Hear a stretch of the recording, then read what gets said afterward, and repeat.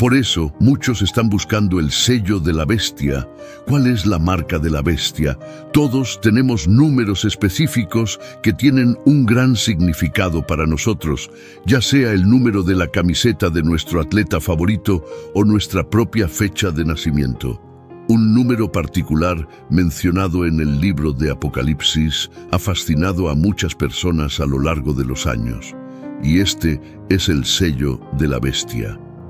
En la Biblia hay dos marcas distintas, la marca de Dios y la marca de la bestia. ¿Aceptarán las personas la marca de la bestia? Hay consecuencias severas para aquellos que la rechazan, ya que sin ella no podrán comprar ni vender. Esta misteriosa marca en el libro de Apocalipsis es un tema que ha fascinado y desconcertado a las personas más que cualquier otro campo de estudio relacionado con este tema. Se han escrito un número significativo de libros y se han pronunciado numerosos sermones al respecto.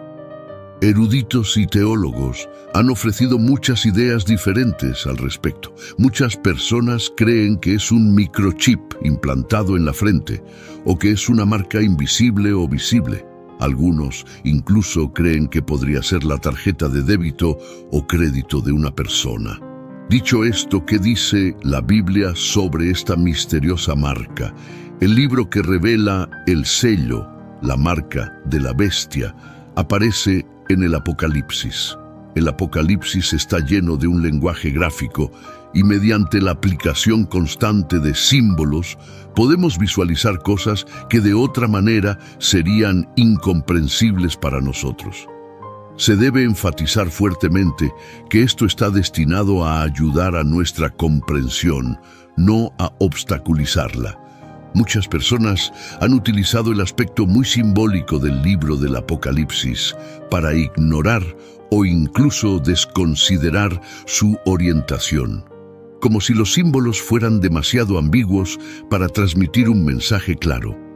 Esto no es en absoluto el caso, como se hace abundantemente claro cuando se organizan en las siguientes 4 categorías. Algunos son obvios en su significado. El dragón o serpiente es el diablo, el lago de fuego es el infierno, el gran trono blanco es el asiento de juicio del Señor. Algunos se explican en el contexto. Las estrellas son ángeles, los candelabros son iglesias, los sellos, las trompetas y las copas son desastres. ¿En qué periodo de tiempo ocurre esto? Este evento ocurre después de las 2 destacadas acciones de juicio de Dios, los 6 sellos y las 6 trompetas han concluido. La última serie de desastres está a punto de suceder en la historia del mundo. Será lo peor. Las fuerzas malignas establecerán un control más fuerte sobre la sociedad de lo que nunca lo han hecho antes. La marca de la bestia se discute en el Apocalipsis 16, considerada la sección de futuro cercano del libro. Apocalipsis 1:5 es la era presente. Apocalipsis 6:16 es el futuro cercano y Apocalipsis 20:22 es el futuro lejano. La marca de la bestia aparece en el futuro cercano. ¿Qué o quién es la bestia del Apocalipsis? La marca de la bestia se llama así porque es creada por un hombre al que se le conoce como la bestia en el libro del Apocalipsis. Encontramos a 3 individuos que se unen para formar una alianza para gobernar el mundo. El primero tiene naturaleza angelical, conocido como Satanás o el diablo. Los otros 2 son humanos. En origen y naturaleza, las bestias, también conocidas como el anticristo y el falso profeta, forman juntas una especie de trinidad impía en una imitación macabra de Dios, Cristo y el Espíritu Santo. En el capítulo 13, las 2 bestias hacen su aparición.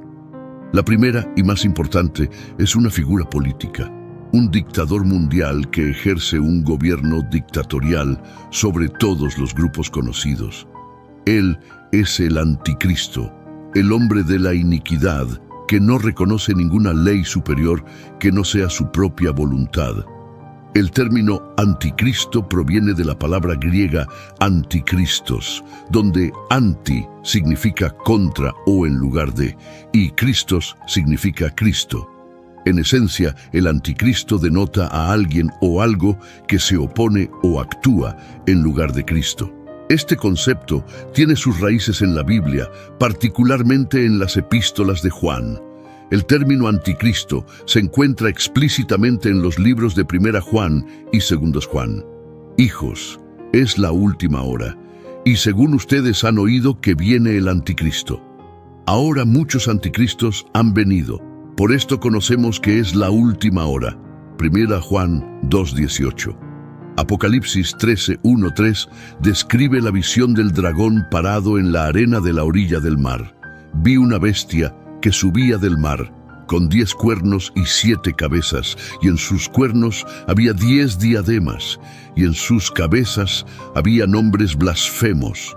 La bestia que vi se parecía a un leopardo, con pies como los de un oso y boca como la de un león, y el dragón le dio su poder, su trono y gran autoridad.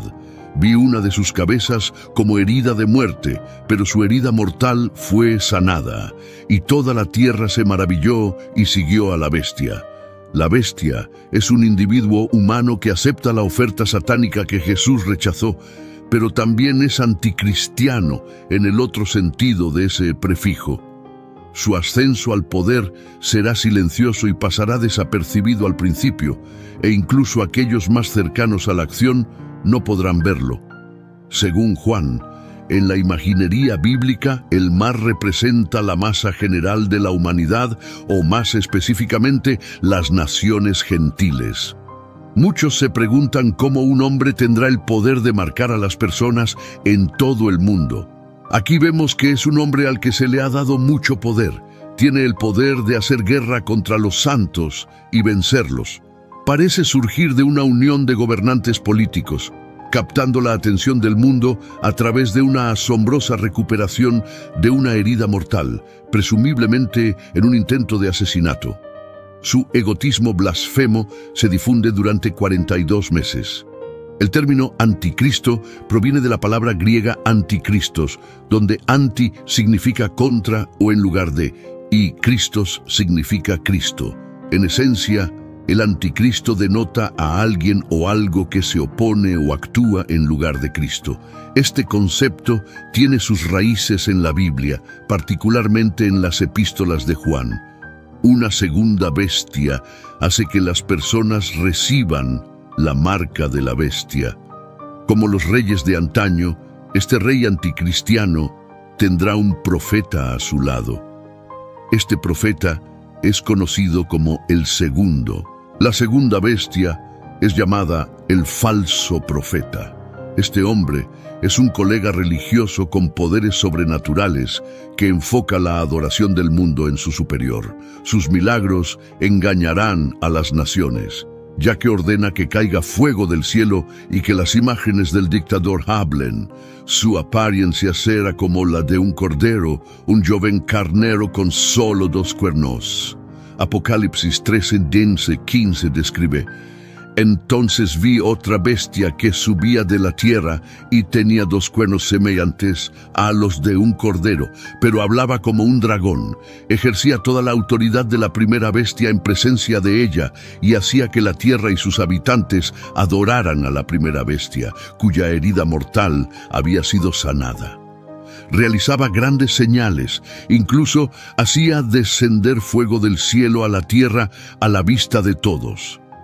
Engañaba a los habitantes de la tierra con las señales que se le había permitido realizar en presencia de la bestia, diciendo a los habitantes de la tierra que hicieran una imagen a la bestia que tenía la herida de la espada, y vivió. Se le permitió infundir aliento a la imagen de la bestia, para que la imagen hablara e hiciera matar a todos los que no adoraran la imagen de la bestia. Este falso profeta hace que el mundo adopte la marca de la bestia, lo que demuestra que este evento está relacionado con la religión. Apocalipsis 13:16-17 señala: hacía que a todos, pequeños y grandes, ricos y pobres, libres y esclavos, se les pusiera una marca en la mano derecha o en la frente, y que ninguno pudiera comprar ni vender sino el que tuviera la marca o el nombre de la bestia o el número de su nombre. En el futuro, se dará una marca a todos los que vivan bajo el gobierno de la bestia y su asociado. Esta marca será necesaria para participar en la economía, lo que significa que quienes no la tengan no podrán comprar ni vender nada. Solo aquellos que lleven un número único en una parte visible de su cuerpo, ya sea la mano o la frente, podrán comerciar, y el número solo se marcará en aquellos que participen en la idolatría imperial. La idea de una marca física necesaria para comprar o vender no es imposible y podría ser práctica. La tecnología para dar a las personas una marca que les permita participar en la economía electrónica está disponible y hay muchas formas posibles en las que podría ocurrir. Programas de este tipo se proponen y estudian continuamente. El número de la bestia, 666, se presenta en Apocalipsis 13:18 como una clave para la identidad del último dictador mundial antes de que Jesús reine por 1000 años. El uso de números como símbolos es generalizado en el libro de Apocalipsis, que contiene muchos 7, incluyendo estrellas, candelabros, lámparas, sellos, trompetas y copas. El 666, al ser la cifra redonda de la Biblia, la cifra completa y perfecta, es la que llama la atención. Está compuesto por 6, un número que siempre alude a la incapacidad de los humanos para lograr el 7, que representa la perfección completa. Se utiliza aquí como una pista para la identidad del último dictador mundial antes de que Jesús reine por 1000 años. En latín, un milenio es significativo que 666 sea la suma de todos los números romanos, excepto 1. Sin embargo, identificarlo basándose en esta cifra será infructuoso hasta que su presencia física lo haga muy evidente. Se ha sugerido a muchas personas como candidatos para el anticristo, incluyendo a Napoleón, Stalin y otros. No hay un significado bíblico específico para la palabra marca, excepto su conexión con la bestia. El término griego kuraga se usaba generalmente para las impresiones en monedas o documentos. Se sabe que kuraga era un sello imperial del Imperio Romano, utilizado en documentos oficiales durante los primeros 2 siglos en el Nuevo Testamento. El término kuraga aparece solo 2 veces, aparece en Apocalipsis y en Hechos 17:29, que se refiere a una imagen artística. ¿Por qué la gente acepta a la bestia y su marca? El anticristo se describe como un hombre cuya apariencia era más significativa que la de sus hermanos. Será extremadamente irresistible para las masas debido a su personalidad carismática, habilidades para hablar y atractivo excepcional. El apóstol Juan añade a la cuenta de Daniel sobre las actividades blasfemas del anticristo al afirmar que todos los vivos estarán obligados a adorarlo.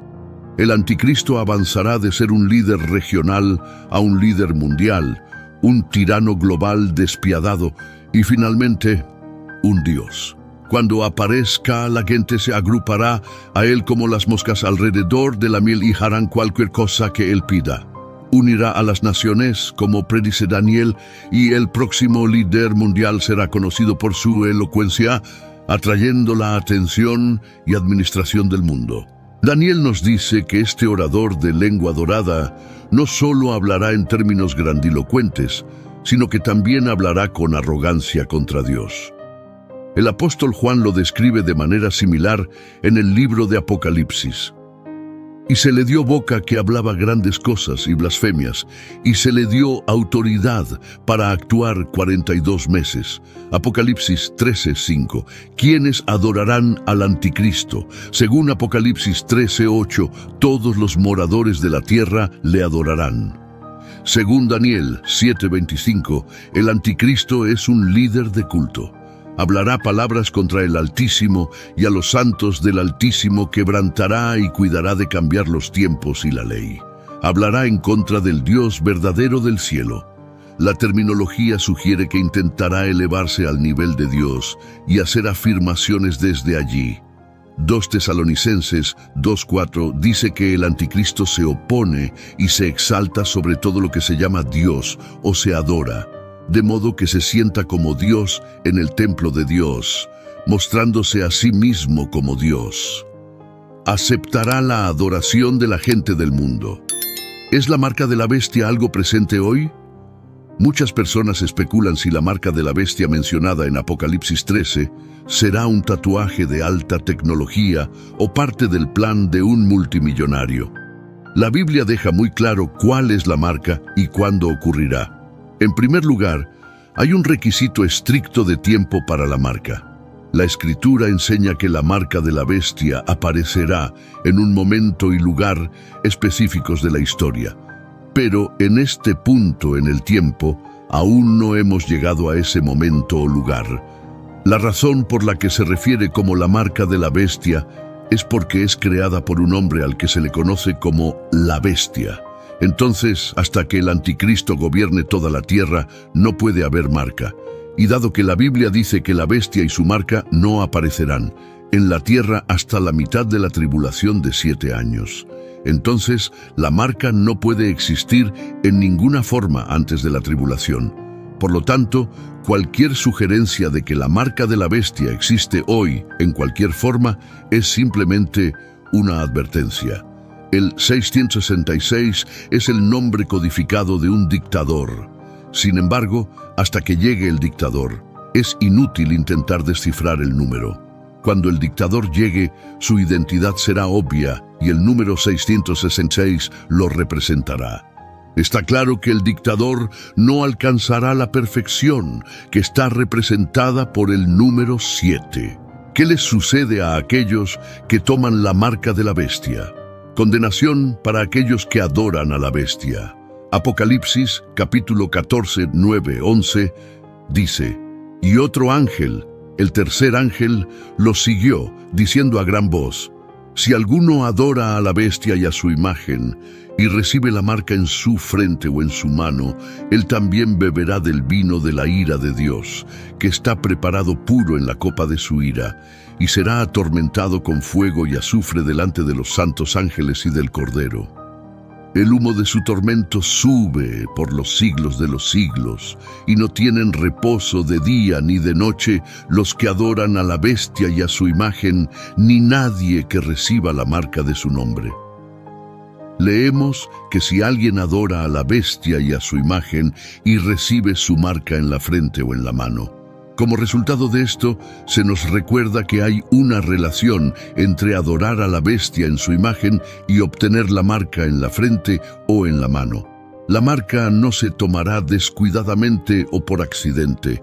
Habrá suficiente claridad con respecto a la conexión entre adorar a la bestia y tomar la marca. Aunque recibir la marca pueda parecer lo suficientemente inocente para aquellos que habitan en la tierra, es posible que en sus mentes no parezca mucho más que una simple promesa de lealtad y dedicación al anticristo y su administración. Al mismo tiempo, durante los primeros siglos del cristianismo, hacer una promesa de que César es el Señor era considerado por los antiguos paganos como un inofensivo ejercicio de obligación cívica.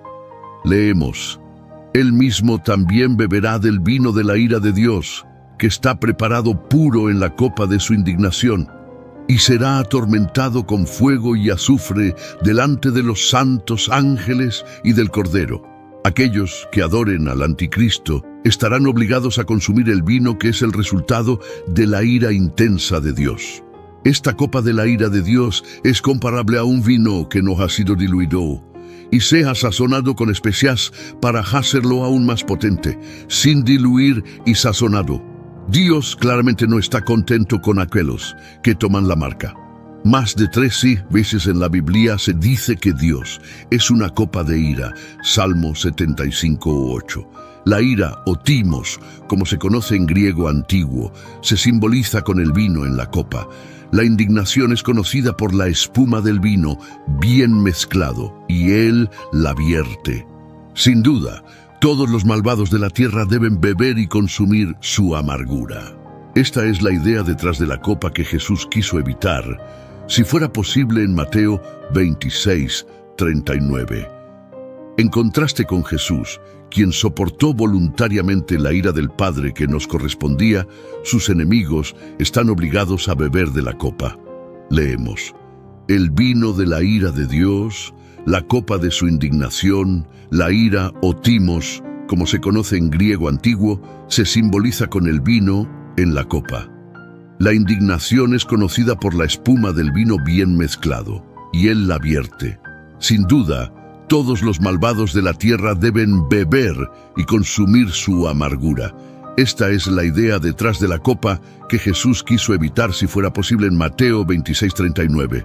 En contraste con Jesús, quien soportó voluntariamente la ira del Padre que nos correspondía, sus enemigos están obligados a beber de la copa. La palabra griega antigua ork, que significa enojo con una disposición establecida, está relacionada con la copa.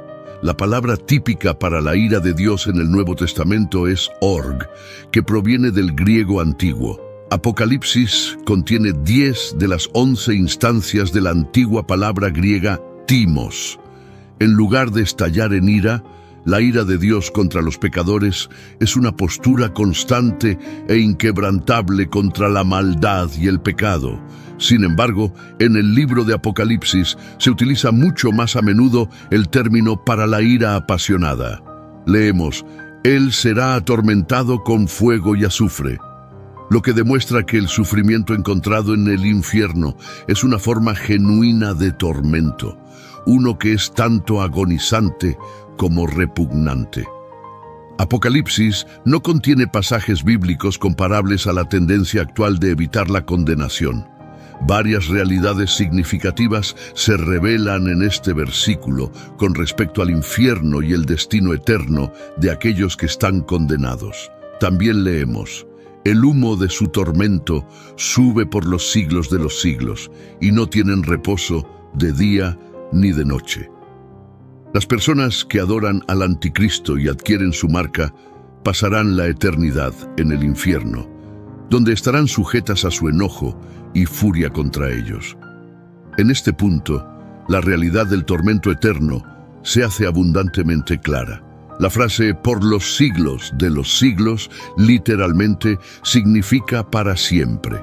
Significa literalmente en los siglos de los siglos, que es la expresión más poderosa de la eternidad que el idioma griego es capaz de expresar. La marca de la bestia se verá como una mala idea cuando la copa de la ira de Dios se vierta sobre la tierra en Apocalipsis 16. El concepto de las copas, a menudo llamadas las copas de la ira o frascos de ira, representa los juicios finales de Dios que se derraman sobre la tierra justo antes del fin del mundo. Básicamente, estas copas son como contenedores de la ira de Dios. Para este momento, la humanidad había hecho mucha maldad, especialmente bajo el anticristo, por lo que estas 7 copas son la respuesta de Dios a toda la calamidad. Apocalipsis 16 comienza con una voz fuerte desde el templo que dice a los 7 ángeles: «Viene y derramad sobre la tierra las 7 copas de la ira de Dios». Entonces el primer ángel fue y derramó su copa sobre la tierra, y una lagadallina y dolorosa afligió a las personas que tenían la marca de la bestia y adoraban su imagen. El primer ángel que eleva su copa se acercó a la tierra y vació su contenido. Inmediatamente ocurrió un cambio aterrador. Aquellos que llevaban la marca de la bestia y adoraban su imagen, el emblema mismo de su rebelión contra el Creador, fueron afligidos de repente por una llaga dañina y dolorosa. Aquellos que una vez mostraron con orgullo su marca, ahora están heridos y tienen llagas dolorosas en su piel. Estas marcas ahora son llagas. El apóstol Pablo había escrito una vez a los romanos: «Porque el salario del pecado es muerte, pero el don de Dios es vida eterna en Cristo Jesús, Señor nuestro». Romanos 6:23. Ahora esos salarios se estaban volviendo dolorosamente evidentes. El resto de la humanidad, al presenciar esto, tenía una elección que hacer: ¿reconocerían esto como un signo del juicio de Dios y volverían a Él, o endurecerían sus corazones y continuarían por un camino de rebelión mientras las copas subsiguientes se derramarían? En estos tiempos, la brecha entre la luz y la oscuridad, la justicia y la maldad, se hará aún más pronunciada. Las palabras del salmista resonaban más que nunca. Espantoso es caer en las manos del Dios vivo. Hebreos 10:31, haciendo referencia al Antiguo Testamento. Sin embargo, incluso en su ira, la misericordia de Dios permanecía evidente. Este juicio, al igual que las plagas de Egipto, servía como una advertencia. Los eventos descritos no buscan simplemente infundir miedo, sino destacar las profundas consecuencias de un mundo que da la espalda a su creador. En esta historia hay 7 copas que muestran la ira de Dios. Estas 7 copas son especialmente importantes porque tienen significados y predicciones profundas, un llamado al arrepentimiento. Notablemente, incluso en medio del aterrador desarrollo de estos eventos, el corazón de Dios permanece consistente, desea arrepentimiento y reconciliación. Es una revelación desgarradora de la terquedad del corazón humano que, incluso enfrentado al poder innegable y al juicio de Dios, muchos eligen la desafianza en lugar del arrepentimiento. La intención de Dios nunca es destruir por la destrucción misma. Más bien, sus juicios buscan, en parte, llevar a las personas a darse cuenta de su necesidad de Él. En esencia, las 7 copas del Apocalipsis no son solo juicios, sino mensajes. Hablan de la seriedad con la que Dios ve el pecado, su profundo deseo de que la humanidad se arrepienta y regrese a Él, y su promesa de erradicar el mal y establecer su reino eterno. Para los creyentes ofrecen esperanza, recordando que, no importa cuán oscuro parezca el mundo, la luz y la verdad de Dios siempre brillarán victoriosas. Al reflexionar sobre las 7 copas, recuerda que el Apocalipsis no solo trata sobre finales, es sobre nuevos comienzos. Más allá de las copas yace la esperanza de una creación renovada, donde el dolor, el sufrimiento y la muerte son solo recuerdos lejanos para aquellos que escuchan el mensaje y se vuelven hacia la luz. Un nuevo amanecer aguarda. Entonces, ¿por qué son tan importantes todas estas cosas? Porque la Biblia nos dice que estos eventos son como piezas de un rompecabezas que encajan en una imagen más grande. Estas cosas sucederán como parte del gran plan de Dios y nos recuerdan que Dios tiene el control de todo. La bestia y aquellos que la adoran llegarán a su fin cuando Jesús regrese. La Biblia enseña que el reinado del anticristo llegará a su fin con el regreso de Jesucristo. El libro del Apocalipsis, que es una visión profética dada al apóstol Juan, proporciona la descripción más vívida. En Apocalipsis 19:19-20 leemos: «Vi a la bestia y a los reyes de la tierra y a sus ejércitos reunidos para hacer guerra contra el que iba montado en el caballo y contra su ejército. Y la bestia fue apresada, y con ella el falso profeta que hacía señales delante de ella, con las cuales había engañado a los que recibieron la marca de la bestia y habían adorado su imagen. Estos 2 fueron lanzados vivos en el lago de fuego que arde con azufre. La batalla de Armagedón es la risa de Dios contra la cúspide de la arrogancia humana.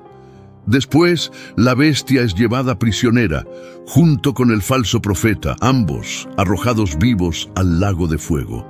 Este día no es simplemente un final, es el comienzo de un nuevo amanecer y una fuente de esperanza para la humanidad. Las cadenas de la decepción se rompieron y el camino hacia la redención se hizo claro. Ante la oscuridad, la luz de la verdad de Dios siempre prevalece.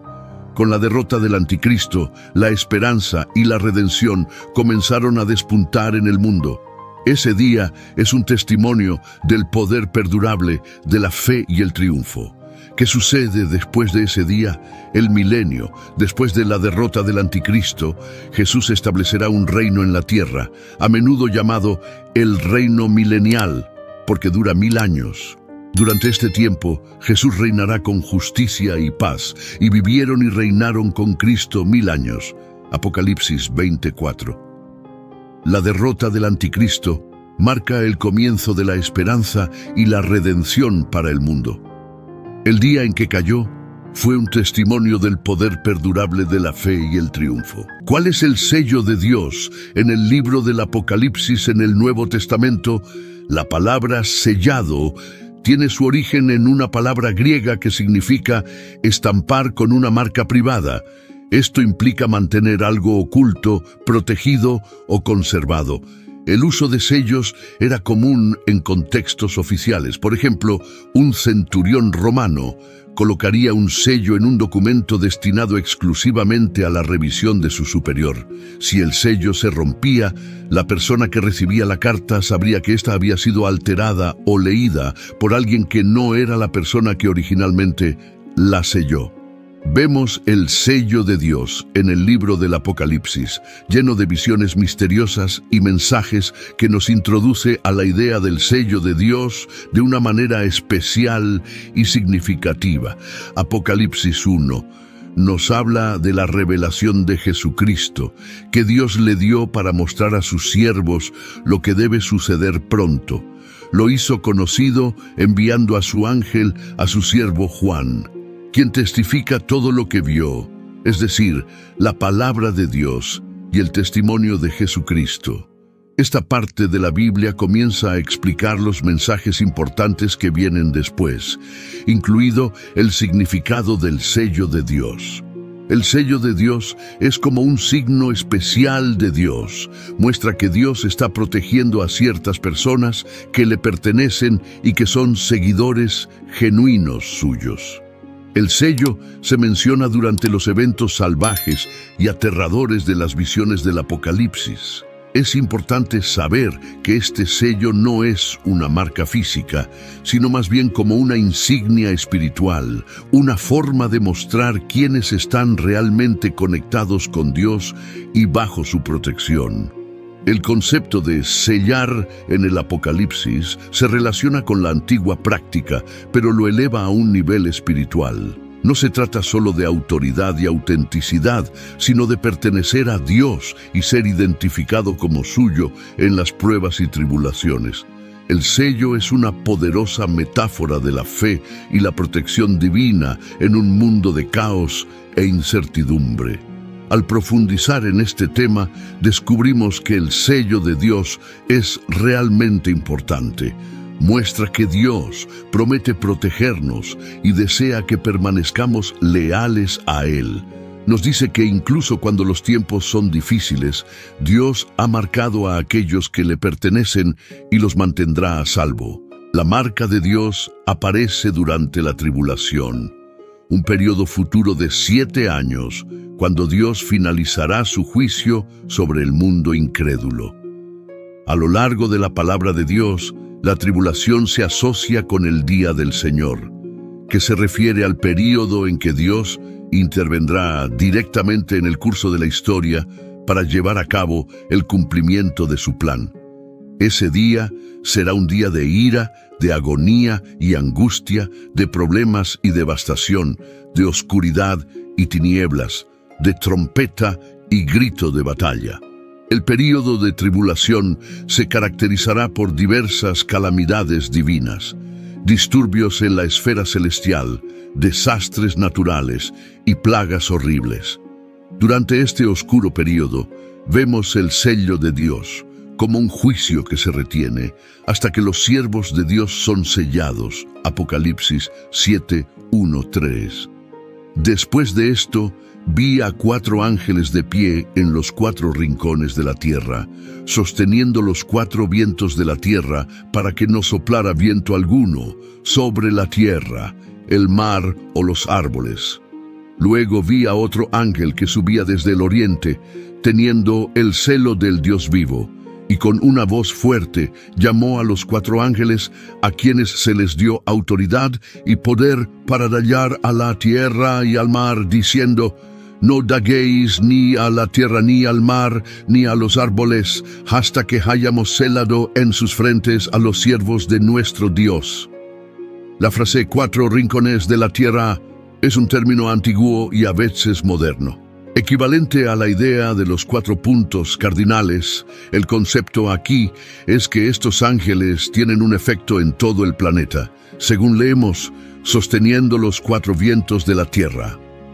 Estos vientos eran una fuerza destructiva del juicio de Dios, ya que los vientos son frecuentemente representados como tal en el Antiguo Testamento, siguiendo el patrón de Zacarías 6:1-8. Es posible que los 4 vientos de la tierra sean una referencia a los 4 jinetes mencionados en Apocalipsis 6:1-8. Apocalipsis 6:1-8 describe una sección en la que 4 carros, cada uno tirado por un caballo, recorren la tierra y son llamados los 4 espíritus del cielo. Otro ángel que también poseía un sello era aquel que lo ponía en el pueblo de Dios. Este tipo de sellos eran comunes en el mundo antiguo. Un rey u otra persona que poseía propiedad podía usar un sello para demostrar propiedad o autenticar documentos. Estos siervos de Dios obtendrán un celo protector en sus frentes que contendrá el nombre de Dios de alguna manera. El concepto de sellar también se ve en Efesios 1:13-14, donde se escribe: en él también vosotros, cuando oísteis la palabra de verdad, el evangelio de vuestra salvación, y habiendo creído en él, fuisteis sellados con el Espíritu Santo prometido, que es las arras de nuestra herencia hasta la redención de la posesión adquirida para alabanza de su gloria. Aquí, el sello se equipara con el Espíritu Santo dado a los creyentes como señal de su salvación y una promesa de su herencia eterna. Los 144,000 siervos sellados son una mezcla de misterio, símbolos y promesas sobre los últimos tiempos. Habla de 144,000 siervos de Dios especialmente elegidos y marcados para protección. Estos siervos provienen de las 12 tribus de Israel, y el acto de sellar, como se describe en Apocalipsis, significa una marca divina de protección y propiedad. En Apocalipsis 7:4 dice: y oí el número de los sellados, 144,000 sellados de todas las tribus de los hijos de Israel. Este proceso de sellado no es solo un marcado literal, sino que simboliza una preservación espiritual durante tiempos de tribulación. Cada una de las 12 tribus de Israel contribuye con 12,000 miembros, significando una completitud y perfección en la elección de Dios. El número 144,000 es rico en simbolismo. En la numerología bíblica, el 12 a menudo representa autoridad divina y completitud. Multiplicar las 12 tribus por 12,000 miembros de cada tribu sugiere una completitud magnificada. Además, algunos ven el total de 144,000 como simbólico en lugar de literal, representando la totalidad del pueblo de Dios, tanto judíos como gentiles, marcados como siervos fieles. El sellado de los 144,000 es un signo de la soberanía de Dios y su capacidad para preservar a sus elegidos en medio del caos y la destrucción. Esta noción ofrece consuelo a los creyentes, asegurándoles la protección de Dios y la importancia de la fidelidad. Además, elegir a 144,000 personas de las 12 tribus muestra a Dios reuniendo a su pueblo. Nos recuerda que Dios mantiene una estrecha relación con Israel. En conclusión, la narrativa de los 144,000 siervos sellados es una indicación de esperanza, seguridad y promesa divina. No se trata solo de un grupo selecto de la historia, sino de un símbolo atemporal de la protección de Dios y el triunfo final del bien sobre el mal. No se nos informa específicamente cuál es su servicio, pero los 144,000 están sellados para un propósito distintivo y especial.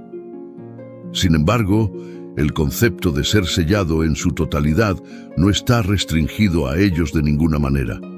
Jesús también recibió un sello, y el Padre en el cielo puso su propio sello en Jesús, Juan 6:27, sino por el alimento que perdura y conduce a la vida eterna, el cual el Hijo del Hombre les dará, porque Dios el Padre lo ha autorizado y ha puesto su sello sobre él. Nosotros también hemos sido sellados con el Espíritu Santo. Pablo escribió: Dios también nos ha sellado y nos ha dado el Espíritu en nuestros corazones como garantía. 2 Corintios 1:21-22. Ahora es Dios quien nos establece y confirma en comunión conjunta con ustedes en Cristo y nos ha ungido, capacitándonos con los dones del Espíritu. Él también nos ha puesto su sello, es decir, nos ha creado y certificado como suyos, y nos ha dado el Espíritu Santo en nuestros corazones como una garantía, como un depósito de seguridad para asegurar el cumplimiento de su promesa de vida eterna. Este sellado del Espíritu Santo se otorga a cada creyente al ser salvado. Habiendo creído, fuisteis sellados con el Espíritu Santo de la promesa. Efesios 1:13. En él también, cuando escucharon la palabra de la verdad, el evangelio de su salvación, y creyeron en él, fueron sellados con el sello del Espíritu Santo prometido, el prometido por Cristo como propiedad y protección de Dios. El sellado del Espíritu Santo brinda consuelo y desafío a los creyentes, afirmando su pertenencia a Él. Es un desafío para apartarnos de todo lo malo y identificarnos con aquel a quien pertenecemos. 2 Timoteo 2:19. No obstante, el firme fundamento de Dios permanece inmutable, teniendo este sello: el Señor conoce a los suyos, y que todo aquel que invoca el nombre del Señor se aparte de la iniquidad. Efesios 4:30 nos exhorta: y no entristezcáis al Espíritu Santo de Dios, con el cual fuisteis sellados para el día de la redención. La marca del Espíritu Santo es un distintivo de propiedad y pertenencia a Dios, y se nos insta a no entristecer al Espíritu, sino a buscar complacerlo, ya que fuimos sellados y marcados como propiedad exclusiva de Dios para el día de la redención, la liberación final de las consecuencias del pecado. Contrastando con la marca de la bestia, el sello de Dios, y la marca de la bestia del libro del Apocalipsis, muestran una gran diferencia entre el bien y el mal, y entre el poder de Dios y el poder del mundo. El sello de Dios, mencionado en Apocalipsis 7:2-3, representa protección divina y propiedad, otorgado a los fieles seguidores de Dios, marcándolos como suyos en un sentido espiritual. A diferencia de una marca física, simboliza un compromiso personal profundo con Dios y sus enseñanzas, indicando un resguardo espiritual durante tiempos de prueba y juicio. En cambio, la marca de la bestia, hablada en Apocalipsis 13:16-17, es un signo de lealtad a la bestia, un personaje malvado contra Dios. Significa apartarse de Dios y elegir seguir el poder de las personas en el mundo, que a menudo no es correcto ni bueno. La marca de la bestia se refiere así porque es introducida por un hombre llamado la bestia, según los pasajes bíblicos en Apocalipsis 16:2 y 19:20. Esta marca distingue a aquellos que adoran a la bestia, y el versículo 13:16-17 expone que obliga a todos, grandes y pequeños, ricos y pobres, libres y esclavos, a recibir una marca en la mano derecha o en la frente, indicando lealtad a la bestia, y que nadie podrá comprar o vender sin esa marca, ya sea el nombre de la bestia o el número de su nombre. Cabe destacar que esta marca es necesaria para participar en la economía, y aquellos sin ella no podrán comprar ni vender nada. Solo aquellos que lleven un número especial en una parte visible de su cuerpo, ya sea en la mano o en la frente, serán permitidos para el comercio. Este número solo se marcará en aquellos que participen en la idolatría imperial. El número 666 es el nombre codificado del dictador, cuyo significado ya hemos discutido. La verdadera naturaleza de la escritura apocalíptica se revelará cuando Él aparezca y se conozca su identidad. Esta figura será demasiado obvia. Todos los intentos de descifrarla son especulaciones inútiles. Una cosa está clara: no alcanzará la perfección en ningún sentido. La palabra kuraga, en la antigua lengua griega, se refiere a una marca, pero no está comúnmente asociada con las personas. Por lo tanto, algunos la interpretan como una marca simbólica. Sin embargo, la idea de que se requiera una marca física para comprar o vender no es imposible y podría ser práctica. La tecnología para dar a las personas una marca que les permita comprar y vender en la economía electrónica está disponible. Hay muchas formas diferentes en que podría suceder, y dichos programas se proponen y prueban constantemente. Una marca en la mano derecha o en la frente, dice Satanás, no es creativo. Todo lo que puede hacer es imitar a Dios. No nos sorprende encontrar que esto también es una parodia satánica de algo que Dios hará. Imita la marca de Dios sobre su pueblo. El número de la bestia, Apocalipsis 13:18, dice: aquí hay sabiduría. El que tenga entendimiento calcule el número de la bestia, pues es el número de un hombre, y su número es 666.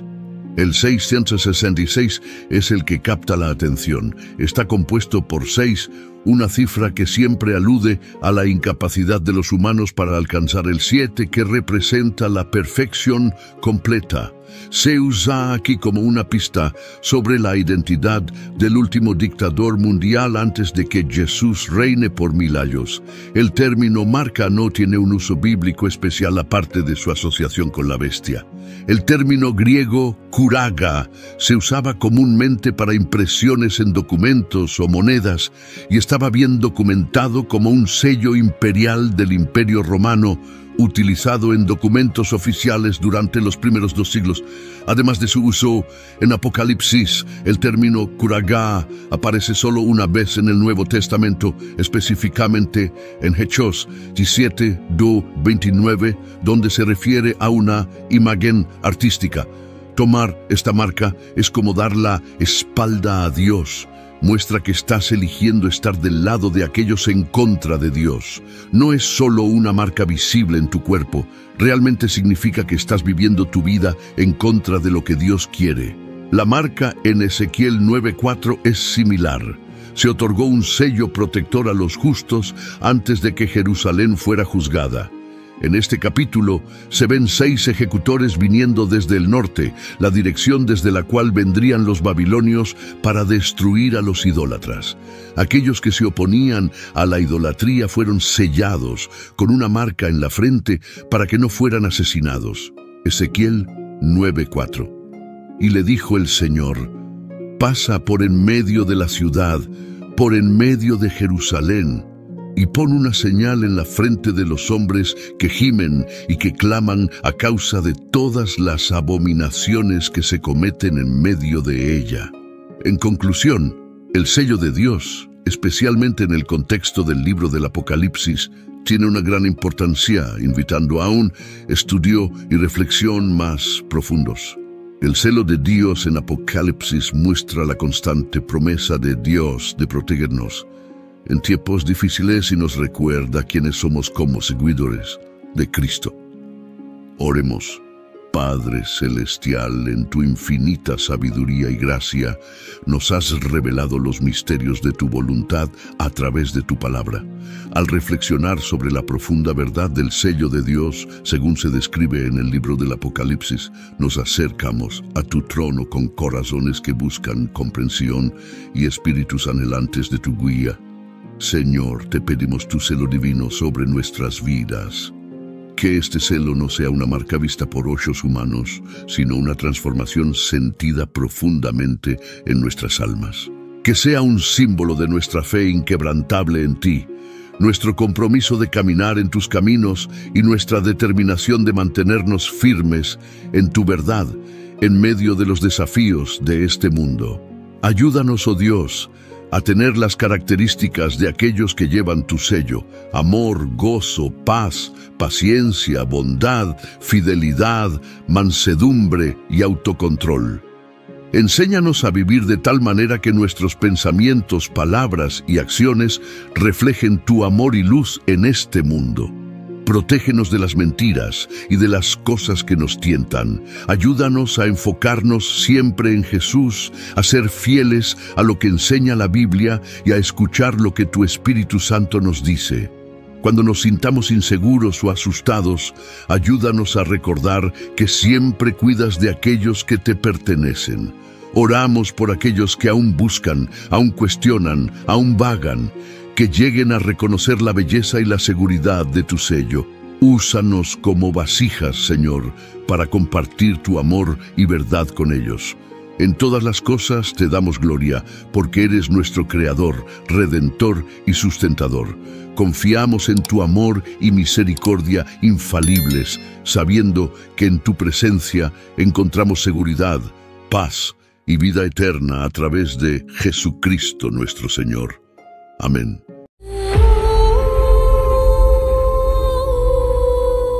Cinco hombres que contemplaron el trono de Dios. Número 1. Isaías. Desde el principio, Isaías proclamaba eventos realmente desfavorables. Afirmaba que Dios ejecutaría juicio sobre la nación. El profeta Isaías asumió una de las tareas más arduas entre todos los profetas. Sin embargo, claro está que, de no haberla llevado a cabo, no contaríamos con este asombroso libro. En aquel entonces, no tenía la menor idea de que, en los años y siglos venideros, este libro serviría como fuente de inspiración.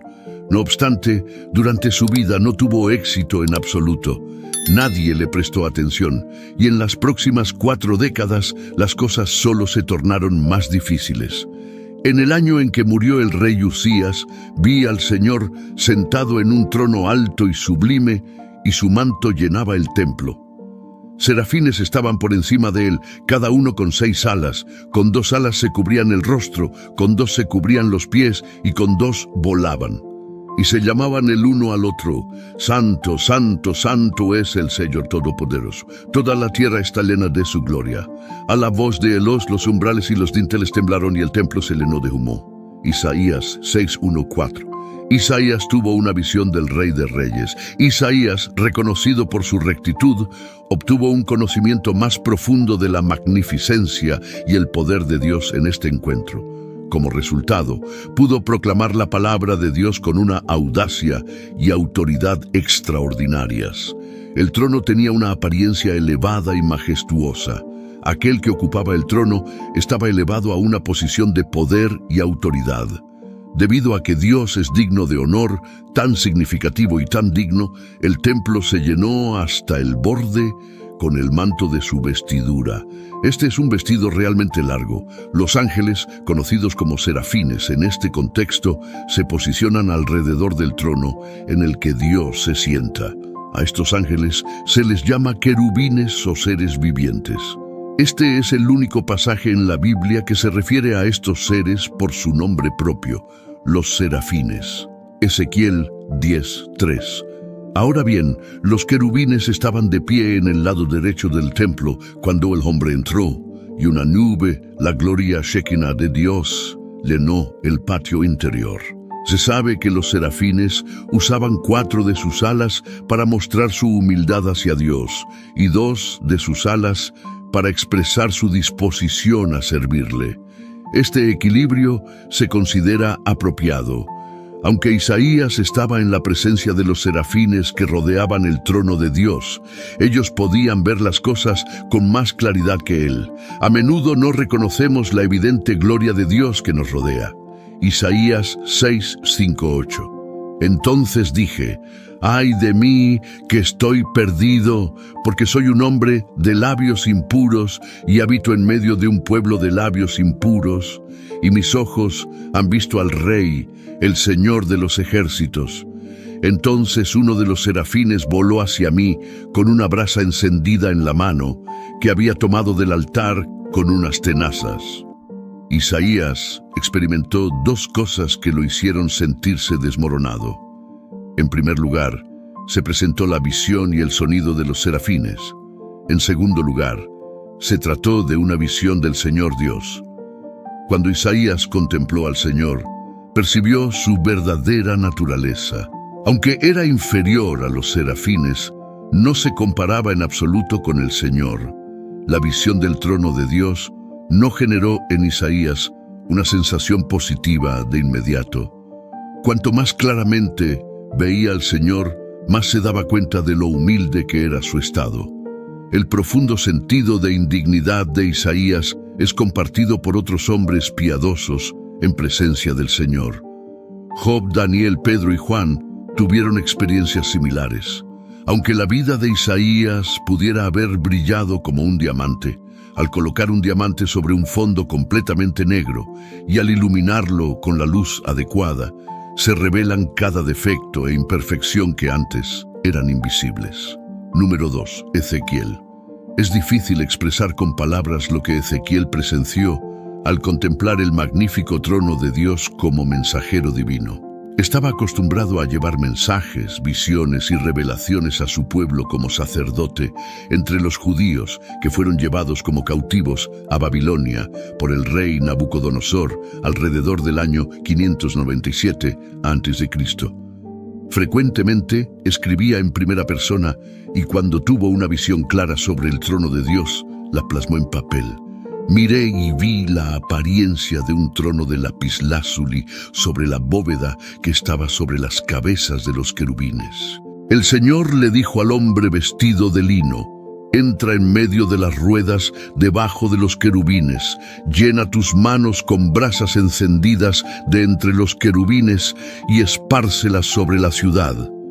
Mientras observaba, él entró. Ahora bien, los querubines estaban de pie en el lado sur del templo cuando el hombre entró, y una nube llenó el patio interior. Luego, la gloria del Señor se elevó por encima de los querubines y se trasladó al umbral del templo. La nube llenó el templo, y el patio se inundó con el resplandor de la gloria del Señor. El sonido de las alas de los querubines se podía escuchar hasta el núcleo exterior, como la voz del Dios Todopoderoso cuando habla. Cuando el Señor ordenó al hombre vestido de lino que tomara fuego de entre las ruedas de entre los querubines, el hombre entró y se colocó junto a una rueda. Luego, uno de los querubines extendió su mano hacia el fuego que estaba entre ellos, tomó un poco y lo puso en las manos del hombre vestido de lino, quien lo tomó y salió. Debajo de las alas de los querubines se podían ver lo que parecían manos humanas. Miré y vi 4 ruedas junto a los querubines, una al lado de cada uno. Las ruedas resplandecían como topacios. En cuanto a su apariencia, las 4 eran semejantes. Cada una era como una rueda que se intersecta con otra rueda. A medida que se movían, iban en cualquiera de las 4 direcciones que los querubines miraban. Las ruedas permanecían estáticas, mientras los querubines avanzaban en la dirección hacia donde dirigían sus cabezas, sin girar. Todo su cuerpo, incluyendo espaldas, manos y alas, estaba completamente cubierto de ojos, al igual que las ruedas. Escuché que a las ruedas se les llamaba ruedas giratorias. Cada uno de los querubines tenía 4 caras, una de querubín, otra de ser humano, otra de león y la última de águila. Luego los querubines se elevaron hacia arriba. Estas eran las criaturas vivientes que Ezequiel había visto junto al río Quebar. Cuando los querubines se movían, las ruedas a su lado también lo hacían, y cuando los querubines extendían sus alas para levantarse del suelo, las ruedas no se apartaban de su lado. Cuando los querubines se detenían, las ruedas también lo hacían, y cuando los querubines se levantaban, las ruedas lo hacían con ellos, porque el espíritu de las criaturas vivientes estaba en ellas. Entonces la gloria del Señor se apartó del umbral del templo y se detuvo sobre los querubines. Mientras observaba, los querubines extendieron sus alas y se elevaron del suelo, y a medida que lo hacían, las ruedas iban con ellos. Se detuvieron en la entrada de la puerta oriental de la casa del Señor, y la gloria del Dios de Israel estaba sobre ellos. Ezequiel 10:1-19. Desde los ángeles que adoran al Rey en unísono hasta la gloria tangible de Dios que él vio y sintió, está claro que lo que experimentó Ezequiel no fue normal ni natural. Estar ante la majestuosidad de Dios es una experiencia profundamente humillante, ya sea en nuestros momentos diarios de adoración o en una visión como la de Ezequiel. Aunque Ezequiel denunció a varias ciudades y naciones, así como a Israel por sus pecados, este encuentro le ayudó a desempeñar el papel de consolador y reconfortante. Número 3. Daniel. Daniel vivió en cautiverio en Babilonia junto a sus amigos Sadrach, Mesach y Abednego. A pesar de enfrentar presiones para conformarse a la sociedad babilónica y abandonar las costumbres de su pueblo, se mantuvieron firmes en su fe, y Dios bendijo a Daniel con sabiduría y la capacidad de interpretar sueños. Daniel sirvió en 3 administraciones diferentes en Babilonia, pero no cambió en su integridad y confianza en Dios. El secreto de su firmeza fue su percepción, revelaciones y visiones sobre la voluntad de Dios para él y su pueblo. Cuanto más conocía a Dios, más declaraba la verdad a los reyes sin temor ni favoritismos. Una de esas revelaciones que llegaron a Daniel fue la impresionante vista del trono del Creador. Mientras yo miraba, se colocaron tronos, y el anciano tomó su asiento. Su vestidura era blanca como la nieve. El cabello de su cabeza era blanco como la lana. Su trono ardía en llamas y sus ruedas eran como fuego ardiente. Un río de fuego fluía y salía de delante de él. Le servían millares de millares y millones de millones estaban de pie delante de él. Se estableció juicio y se abrieron libros. Seguí mirando por las palabras arrogantes que el cuerno profería. Continué mirando hasta que mataron a la bestia. Su cuerpo fue destrozado y arrojado al fuego abrasador. A las otras bestias se les quitó su dominio, pero se les prolongó la vida por un tiempo y un término. En mi visión nocturna miré, y he aquí, con las nubes del cielo, venía uno como un hijo de hombre. Y se dirigió hacia el anciano de días, y lo hicieron acercar delante de él. Y le fue dado dominio, gloria y reino, para que todos los pueblos, naciones y lenguas le sirvieran. Su dominio es un dominio eterno que no se olvidará, y su reino no será destruido. Daniel 7, 9, 14. Las palabras de Daniel nos ayudan a comprender el dominio, la autoridad y el poder de Dios, para que podamos acercarnos a Él con reverencia. Esta imagen también describe cómo Dios es el Dios de toda carne y el Padre de todos, independientemente de nuestra lengua. Número 4. Esteban. Esteban es mencionado por primera vez en el libro de los Hechos de los Apóstoles. En ese momento, servía como uno de los 7 diáconos en la iglesia primitiva, que habían sido elegidos por los apóstoles para proporcionar alimentos y otras formas de asistencia caritativa a los miembros de la comunidad menos afortunados. Además de esto, fue el primer mártir cristiano, ejecutado lapidado por proclamar que Jesús era el Cristo. En el momento en que Esteban fue apedreado, también experimentó una visión del trono celestial.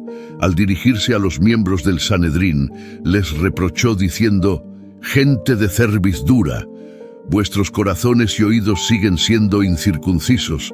Sois como vuestros antepasados, siempre resistiéndoos al Espíritu Santo. ¿Hubo algún profeta a quien vuestros antepasados no persiguieran? Incluso mataron a aquellos que predijeron la venida del justo, y ahora lo habéis traicionado y asesinado. Vosotros, que recibisteis la ley entregada por ángeles, no la habéis obedecido». Al escuchar estas palabras, los miembros del Sanedrín se enfurecieron y apretaron los dientes contra Esteban. Sin embargo, lleno del Espíritu Santo, él levantó la mirada al cielo y contempló la gloria de Dios con Jesús a su diestra. «Mirad», exclamó, «veo los cielos abiertos y al Hijo del Hombre de pie a la derecha de Dios». Ante estas palabras, taparon sus oídos y gritaron con todas sus fuerzas. Se abalanzaron sobre Esteban, lo arrastraron fuera de la ciudad y comenzaron a apedrearlo. Mientras sucedía esto, los testigos depositaron sus abrigos a los pies de un joven llamado Saulo. Esteban, siendo apedreado, elevó una oración: «Señor Jesús, recibe mi espíritu». Luego se arrodilló y clamó: «Señor, no les tomes en cuenta este pecado». Cuando pronunció estas palabras, falleció. Hechos 7, 51-60. Es asombroso que incluso en medio de la persecución, Esteban tuviera una visión del trono de su Padre Celestial antes de morir. Esta experiencia debería consolar a todos los creyentes, ya que el tribunal de Dios es un hogar para aquellos que creen en Jesús.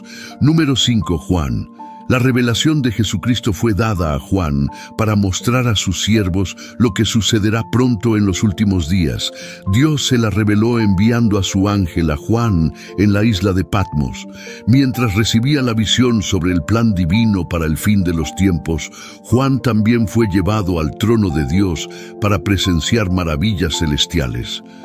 Después de esto, miré y vi una puerta abierta en el cielo, y la primera voz que había oído, como una trompeta hablando conmigo, decía: «Sube aquí, y te mostraré lo que debe suceder después de esto». Al instante estaba en el Espíritu, y he aquí, un trono estaba colocado en el cielo, y en el trono alguien estaba sentado. El aspecto del que estaba sentado era semejante a la piedra de jaspe y de rubí, con un arco iris brillante como la esmeralda rodeando el trono. Alrededor del trono había 24 tronos, y vi sentados en ellos a 24 ancianos vestidos de ropas blancas, con coronas de oro en sus cabezas. Del trono salían relámpagos, truenos y voces. Frente al trono ardían 7 lámparas, que son los 7 espíritus de Dios. Delante del trono había algo parecido a un mar de vidrio, tan claro como el cristal. En el centro, alrededor del trono, había 4 seres vivientes llenos de ojos delante y detrás. El primero era semejante a un león, el segundo a un buey, el tercero tenía rostro humano, y el cuarto era semejante a un águila volando. Cada uno de los 4 seres vivientes tenía 6 alas y estaba lleno de ojos por todos lados, incluso debajo de sus alas. Día y noche no cesaban de decir: «Santo, santo, santo, es el Señor Dios Todopoderoso, el que era y es y ha de venir». Cada vez que los seres vivientes daban gloria, honor y gracias al que está sentado en el trono, al que vive por los siglos de los siglos, los 24 ancianos se postraban ante aquel que está sentado en el trono y lo adoraban, el que vive por los siglos de los siglos. Colocando sus coronas delante del trono, decían: «Eres digno, Señor y Dios nuestro, de recibir la gloria, la honra y el poder, porque tú creaste todas las cosas, y por tu voluntad fueron creadas y existen». Apocalipsis 4:1-11. Si no fuera por las revelaciones de personas como Juan, Esteban, Daniel, Ezequiel e Isaías sobre el trono de Dios, no tendríamos una comprensión completa del majestuoso tribunal divino. Aunque nunca experimentemos una visión sobrenatural del trono de Dios, Él nos invita a acercarnos a Él por fe, como se menciona en Hebreos 4:16. Acerquémonos pues confiadamente al trono de la gracia de Dios para recibir misericordia y encontrar gracia para el oportuno socorro. La Biblia nos enseña que es bueno acercarse a Dios, como afirma el Salmo 65:4. Bienaventurado aquel a quien tú escoges y haces acercar a ti para que habite en tus atrios. Seremos saciados del bien de tu casa, de tu santo templo. Sin embargo, varias personas tuvieron experiencias y visiones inolvidables y sobrenaturales que las llevaron verdaderamente ante el trono de Dios. No importa la época a la que pertenezcan, sus palabras descriptivas están llenas de imágenes claras o percepciones que son constantes y consistentes de siglo en siglo. Echar un vistazo a cómo es realmente el trono de Dios las dejó con asombro y santa reverencia, y regresaron para contar la historia con emociones que iban desde el miedo hasta el shock.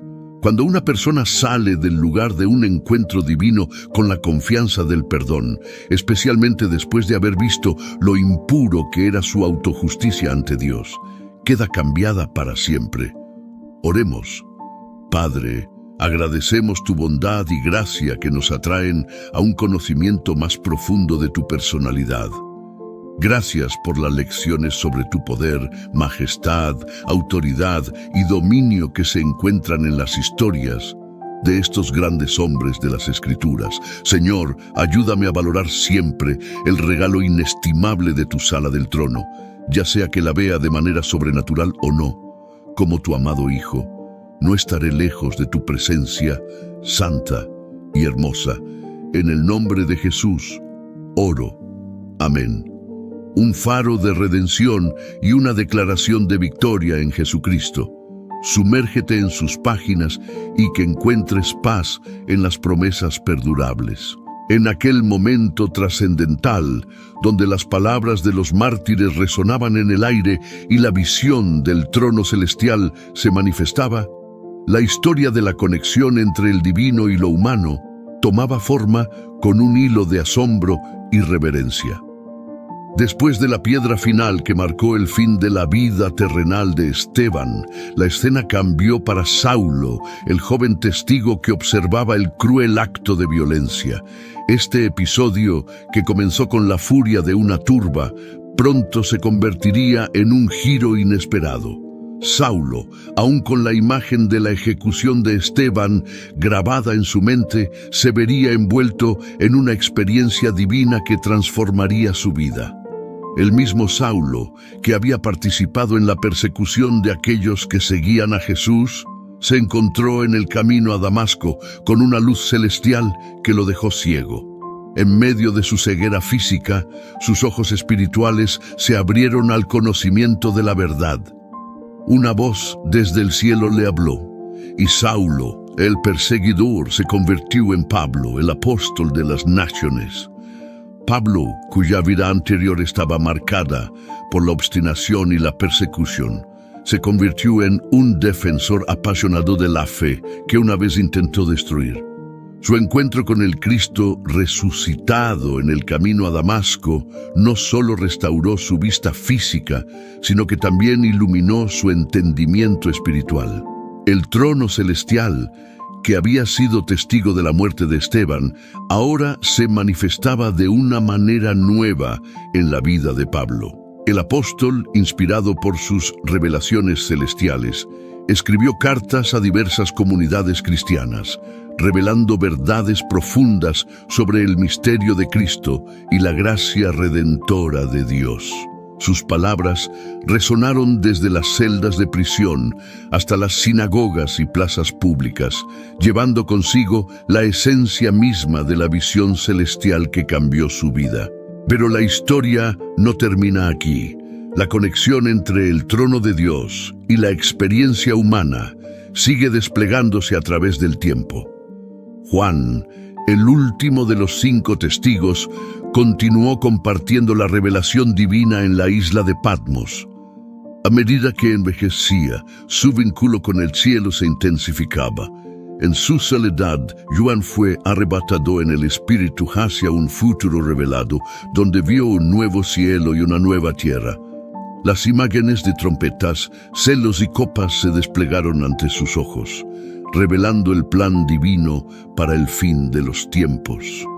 A través de simbolismos y visiones, Juan compartió la esperanza de un nuevo comienzo, donde la presencia de Dios sería la luz eterna y el trono celestial se establecería para siempre. En cada página de su relato, Juan pintó cuadros impresionantes de la adoración celestial, donde criaturas vivientes, ancianos y ángeles se unían en un coro eterno proclamando la santidad del Señor Todopoderoso. Las imágenes de los cielos abiertos y el trono resplandeciente se tejían en sus palabras como un recordatorio constante de la conexión entre el divino y lo humano. Esta historia, que se desarrolla a través de las vidas de Isaías, Ezequiel, Daniel, Esteban y Juan, nos invita a contemplar la majestuosidad del trono celestial. No es solo un relato del pasado, sino una narrativa que sigue resonando en los corazones de aquellos que buscan una conexión más profunda con el Creador. Así, la historia continúa, extendiéndose a través de los siglos y tocando cada vida que se abre a la posibilidad de una experiencia divina. En el presente, en medio de nuestras luchas y triunfos, podemos elevar nuestra mirada hacia el cielo, recordando que el trono de Dios está accesible para todos aquellos que lo buscan con sinceridad y humildad. La historia de la conexión entre el trono celestial y la experiencia humana sigue siendo escrita, capítulo tras capítulo, llevándonos a un encuentro más profundo con la presencia divina que trasciende el tiempo y el espacio.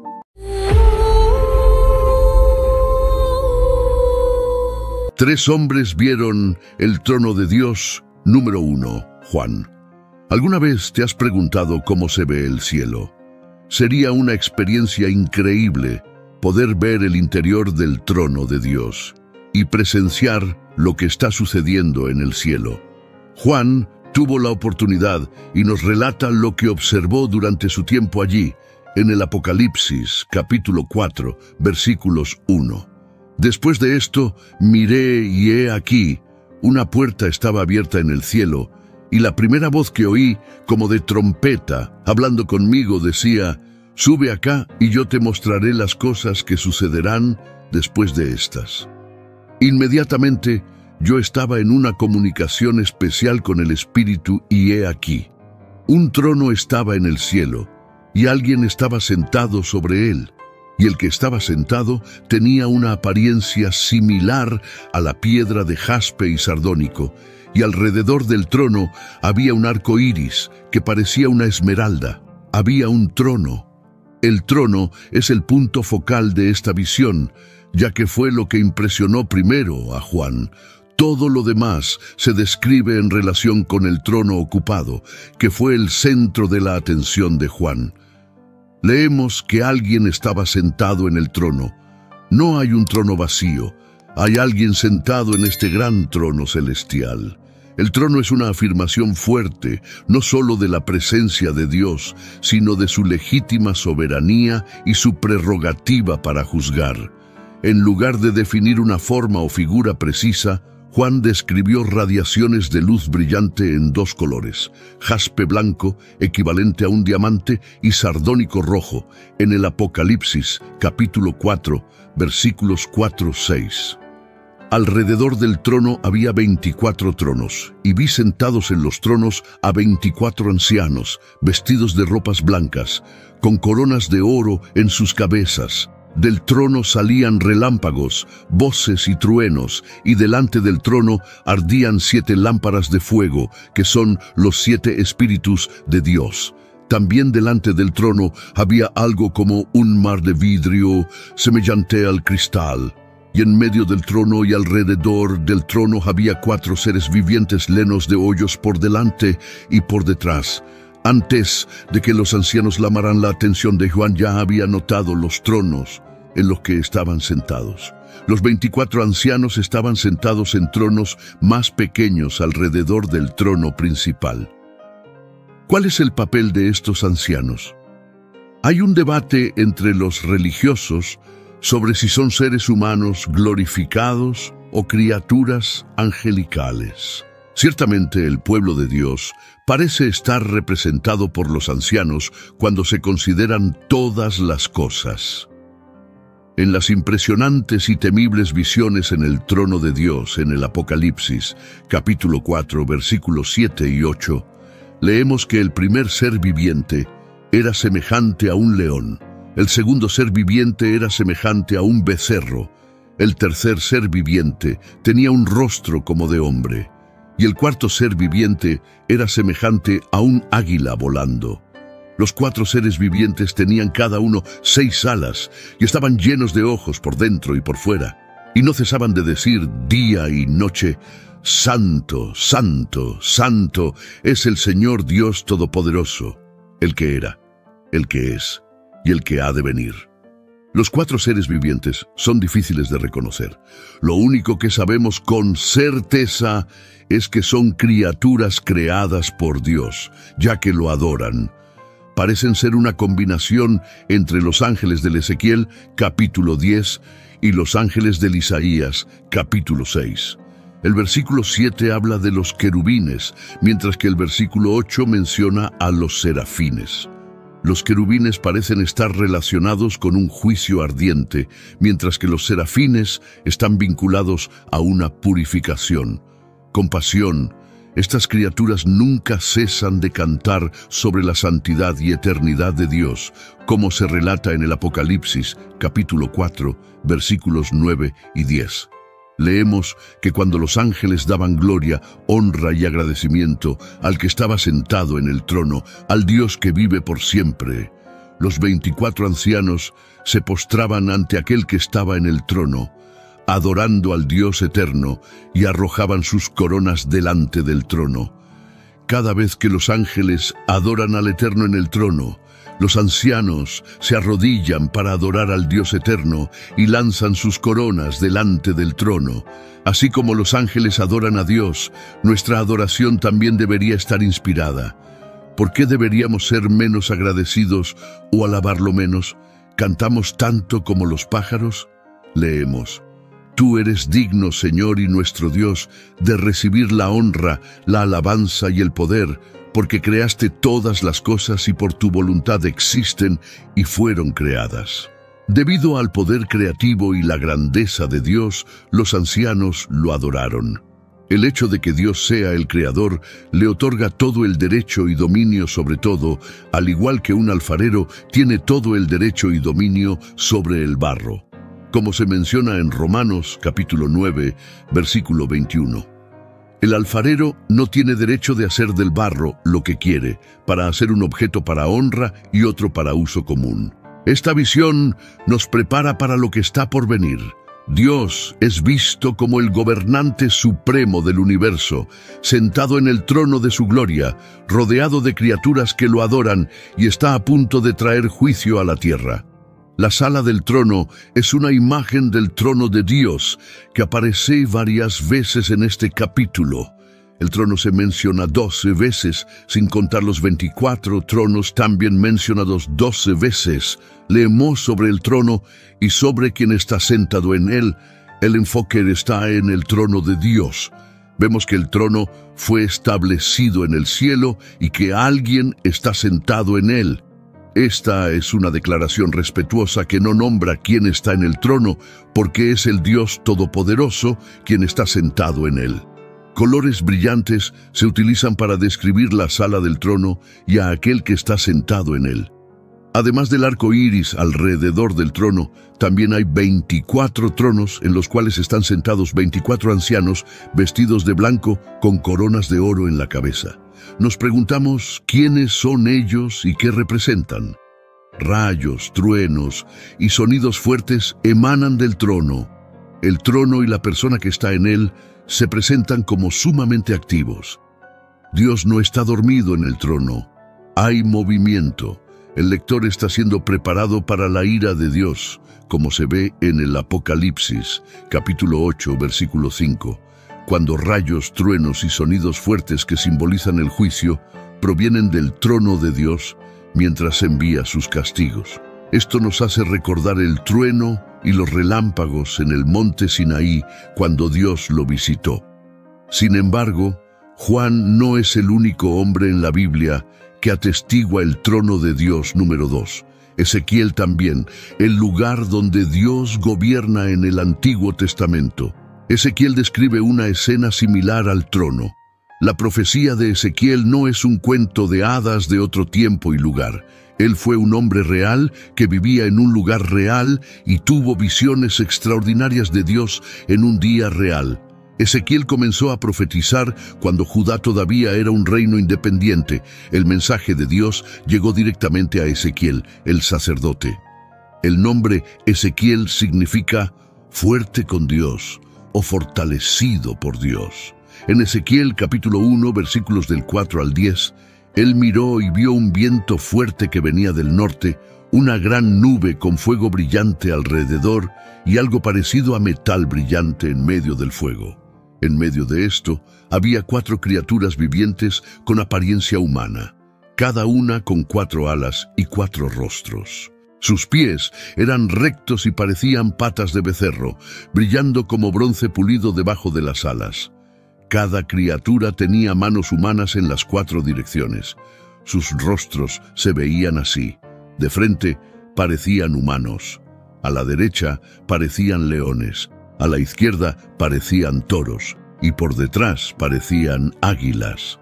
Ezequiel primero notó un viento fuerte que venía del norte y vio 4 criaturas vivientes, cada una con 4 rostros, alas, pies rectos y manos humanas bajo las alas.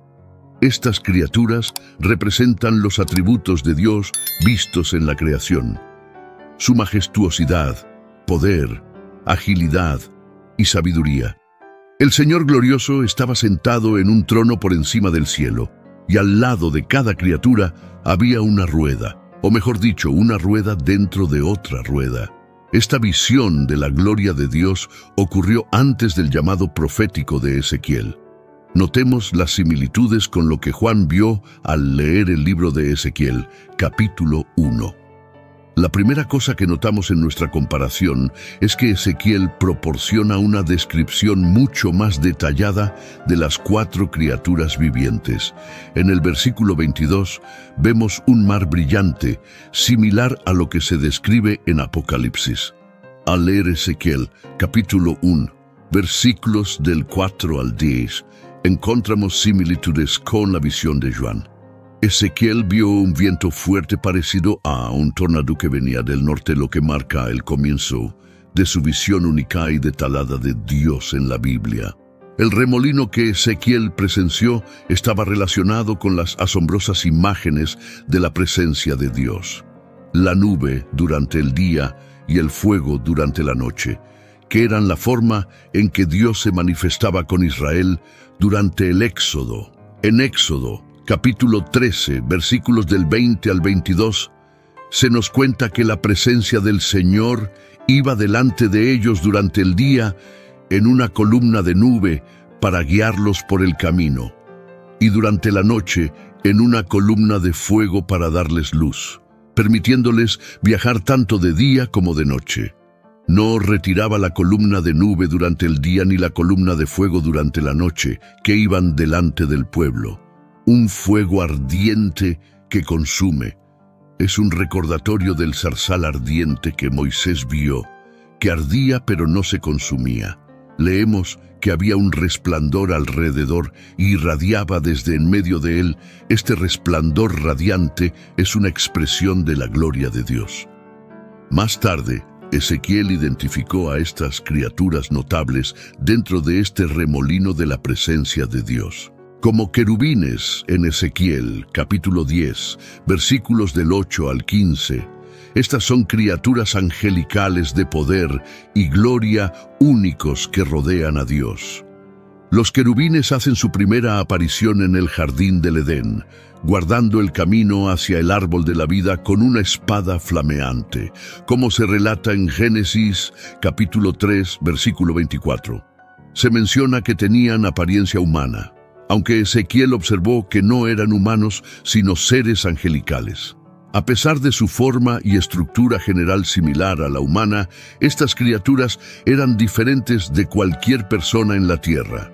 Los querubines son una clase extraordinaria de seres angelicales. Y este es uno de los raros lugares en la palabra de Dios que nos indica que las alas están asociadas a los seres angelicales.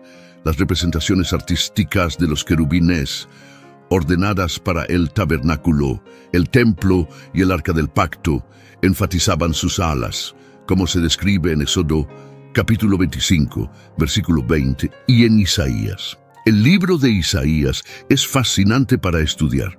Primero, los registros de las profecías de Isaías están entre los más documentados de todos los libros del Antiguo Testamento. Los manuscritos del Mar Muerto, descubiertos en 1948, trajeron una copia del libro que data de 100 años antes de Cristo, siendo más de 1000 años más antigua que la siguiente copia, datada de 900 años después de Cristo. Durante el periodo del reino de Israel, Isaías vivió en Jerusalén y habló en nombre de Dios a los líderes de Jerusalén y Judá. Principalmente, expresó el mensaje del juicio de Dios. Advirtió a los líderes corruptos de Israel que la rebelión contra la alianza con Dios tendría consecuencias y que Dios utilizaría los grandes imperios de Asiria y luego Babilonia para juzgar a Jerusalén si continuaban en la idolatría y la opresión de los pobres. Sin embargo, esta declaración se mezcló con un mensaje de esperanza. La grandiosa visión de Isaías de Dios sentado en su trono en el templo, rodeado de seres celestiales que clamaban: Dios Todopoderoso, el que era, el que es y el que será, llevó a Isaías a reconocer la corrupción tanto de él como del pueblo de Israel. Pensó que sería destruido por la santidad de Dios, pero no fue así. Entonces uno de los serafines voló y tocó a Isaías con una brasa viva del altar, no para destruirlo, sino para purificarlo de su pecado. Mientras Isaías reflexionaba sobre esta experiencia singular, Dios le encomendó la difícil tarea de seguir predicando el inminente juicio. A medida que Israel llegó a un punto sin retorno, sus advertencias, paradójicamente, endurecieron el corazón del pueblo. En la visión, los serafines estaban por encima de él, cada uno con 6 alas. Con 2 cubrían sus rostros, con 2 cubrían sus pies y con 2 volaban. Clamaban uno al otro: Santo, Santo, Santo es el Señor de los ejércitos. Toda la tierra está llena de su gloria.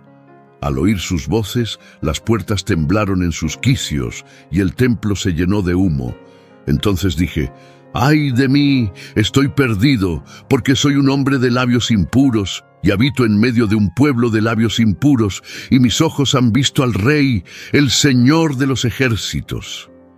Pero uno de los serafines voló hacia mí, llevando en la mano una brasa encendida que había tomado del altar con unas tenazas. Con ella tocó mi boca y dijo: mira, esto ha tocado tus labios, ha quitado tu culpa y perdonado tu pecado. La expresión Santo, Santo, Santo aparece en la Biblia en 2 ocasiones. Una en el Antiguo Testamento, en Isaías, capítulo 6, versículo 3, y otra en el Nuevo Testamento, en Apocalipsis, capítulo 4, versículo 8. En ambas ocasiones, esta expresión es proclamada o cantada por seres celestiales en una visión de un hombre llevado al trono de Dios, primero por el profeta Isaías y posteriormente por el apóstol Juan. La santidad de Dios es uno de los atributos más difíciles de comprender. Entre todos los atributos de Dios, la santidad no es algo que poseamos por naturaleza. Solo nos volvemos santos a través de Cristo. Es una santidad que nos es dada, que nos es otorgada únicamente por medio de Cristo, cuando nos convertimos en nuevos seres en Él.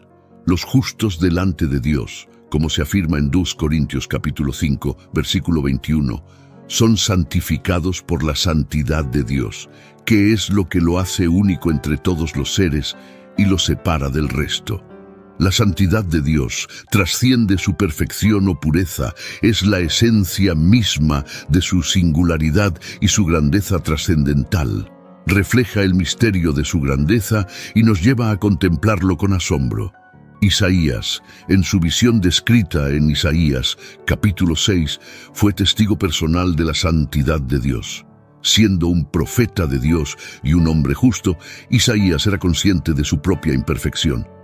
Tanto Isaías como Juan retratan a un Dios santo, magnífico y glorioso, que no cambia, que es el mismo ayer, hoy y por siempre, y en quien no hay variación ni sombra de cambio. La santidad de Dios es eterna, así como Él mismo es eterno. Entonces, ¿qué debemos entender al leer estas vívidas imágenes del trono de Dios? En primer lugar, debemos comprender que Dios sigue siendo activo. Es un error común pensar que después de crear el mundo, Dios se vuelve inactivo y permite que las cosas sigan su curso sin intervención. Dios está en su trono. Al contrario de lo que muchos piensan, no está dormido ni inactivo. No hay pausa en la acción de Dios. Él no solo sabe lo que está sucediendo, sino que también está activamente involucrado. Los truenos y los relámpagos que salen de su trono representan a Dios ejerciendo su autoridad y enviando juicios por todo el mundo. En segundo lugar, debemos contemplar la majestuosidad del Señor.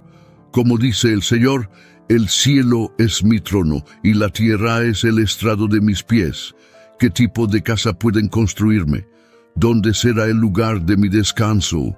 Todas estas cosas las hicieron mis manos, y así vinieron a existir.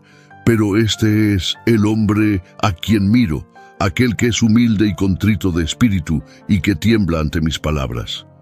Deberíamos maravillarnos ante la grandeza del Señor y comprender lo que Él requiere de su pueblo.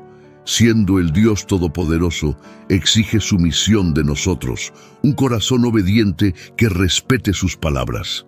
En tercer lugar, debemos reconocer que Dios está en control. Los capítulos 4 y 5 muestran los juicios de Dios sobre el mundo y nos llevan a una perspectiva celestial. Nos recuerdan quién gobierna en la tierra. Debemos adorar a Dios de manera apropiada y permitir que Él nos conceda las experiencias que considera gloriosas. La gloria de Dios es el enfoque central de la revelación que Juan recibió. Incluso los juicios que presenciará honrarán a Dios y explicarán su acción en lugar de simplemente satisfacer nuestra curiosidad sobre el futuro. Esta revelación busca iluminar la magnificencia de Dios. La historia de Manasés y Efraín. Hace mucho tiempo, en una tierra lejana, vivían dos hermanos especiales llamados Manasés y Efraín. Eran hijos de José, un hombre importante en Egipto, y su madre era una egipcia llamada Asenate. Manasés, cuyo nombre significa aquel que hace olvidar, nació primero. Su nombre reflejaba la alegría de José al tenerlo, ya que había superado muchas dificultades en su vida. Efraín, cuyo nombre significa prosperidad o fructífero, llegó después. José exclamó que Dios lo había hecho próspero en una tierra extranjera. Estos dos hermanos desempeñaron un papel importante en la historia de Israel, porque fueron los antepasados de dos tribus. Aunque no tenemos muchos detalles sobre sus vidas personales en la Biblia, su legado es significativo. Un momento destacado en su historia ocurrió cuando su abuelo Jacob les dio su bendición. A pesar de que Manasés era el hijo mayor, Jacob cruzó sus manos y colocó su mano derecha sobre la cabeza de Efraín, otorgándole la bendición principal. Esto indicaba que la descendencia de Efraín sería más prominente que la de Manasés. Con el tiempo, Manasés y Efraín se convirtieron en líderes fundadores de tribus en Israel. Efraín en particular tenía un lugar especial en la historia, ya que de su linaje provenía Josué, un líder destacado en la conquista de la tierra prometida. Con el tiempo, las tribus de Manasés y Efraín se establecieron como parte de las 12 tribus de Israel. Su influencia fue significativa en la historia de la nación.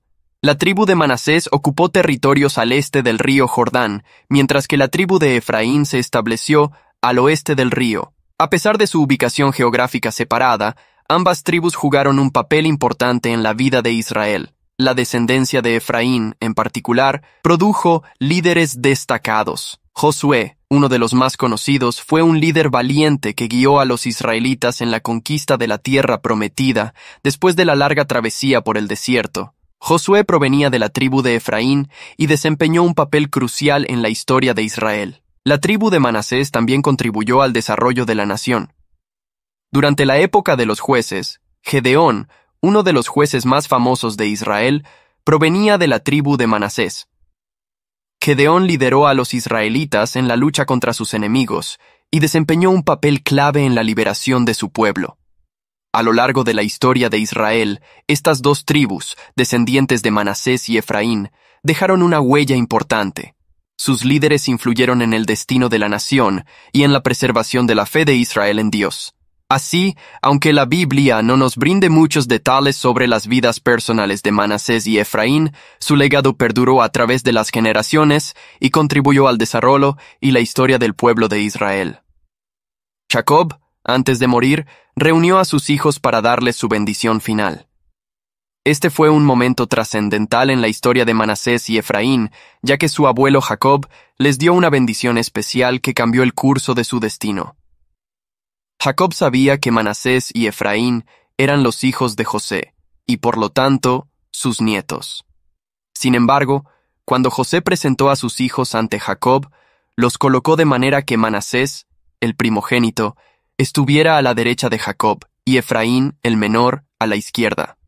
Jacob, quien estaba casi ciego debido a la vejez, extendió sus manos para bendecir a los niños, pero cruzó sus brazos.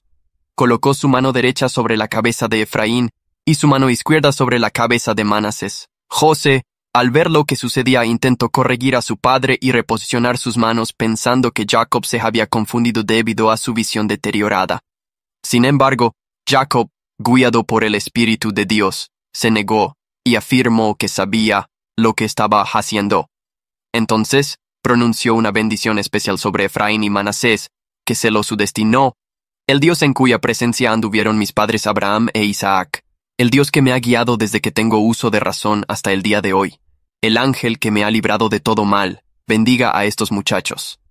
Que en ellos se mantenga mi nombre y el nombre de mis padres Abraham e Isaac, y que ellos lleguen a ser una multitud en medio de la tierra.